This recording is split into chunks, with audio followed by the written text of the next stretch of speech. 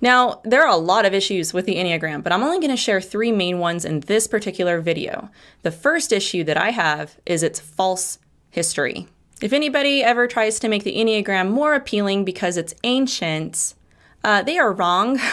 It's not. It is not ancient. The Enneagram actually originated in the late 1800s by a man named George Gurdjieff. The original Enneagram had no numbers in it at all, and it had nothing to do with personality. It was supposed to be a diagram of cosmic reality. He believed that you could actually see the universe with this, and it was meant to be a mystical, metaphysical tool. Issue number 2, Richard Rohr.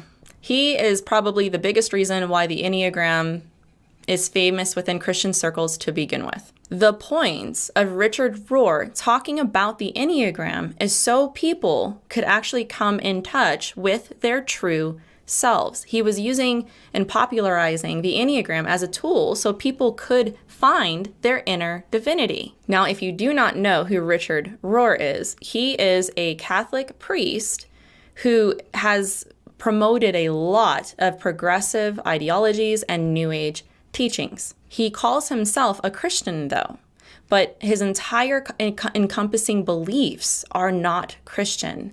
They are New Age. He actually lives out here in New Mexico and teaches at a center down here in Albuquerque, and I do plan on visiting that center when they reopen, and I plan on making a video about it as well. In the book, Richard Rohr and the Enneagram Secret, I'm going to read to you a quote from a New Age teacher. It says, "The purpose of the Enneagram is not self-improvement, which would be our ego's goal. Rather, it's the transformation of consciousness so that we can realize our essence, our true self." So according to the teachers of the Enneagram and of the New Age that use this as a tool, the whole premise and point is to find that purpose within yourselves, not scripture. Once again, we find something from the occult, from the New Age, that is being Christianized and promoted as being Christian. Now, let me explain to you the core of this problem. Number 3,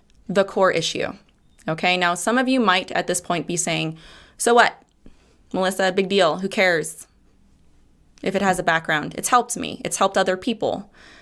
Well, let me tell you what I believe the core issue is of the Enneagram. When you are a Christian, okay, or you call yourself a Christian, you are holding yourself to a different standard, and that is the biblical standard. It's the standard that Jesus puts on you.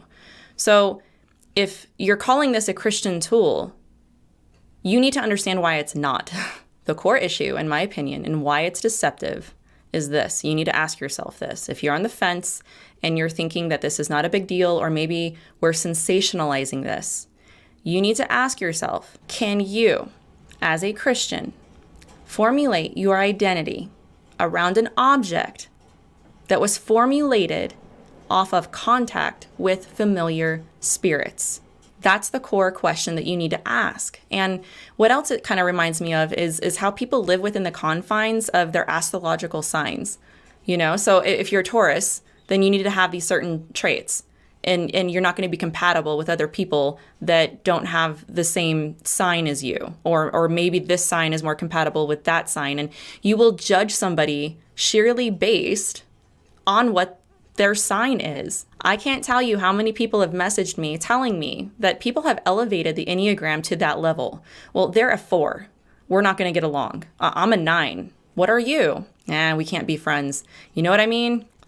Very similar. Another thing that this really reminds me of is The Secret and the Law of Attraction.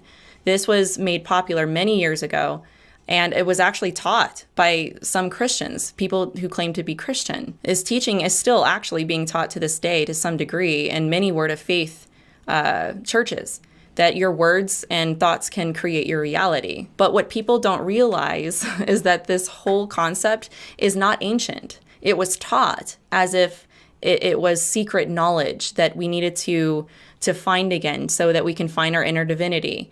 But that's not how it happened. What happened is that this information was given to humanity by channeled spirits. I think any Bible-believing Christian would have an issue with somebody practicing the law of attraction for these reasons. So why is it okay to use an occultic tool given to us by channeled spirits to define your personality. I believe this is another example of that we're made in God's image, but we want to make God in our own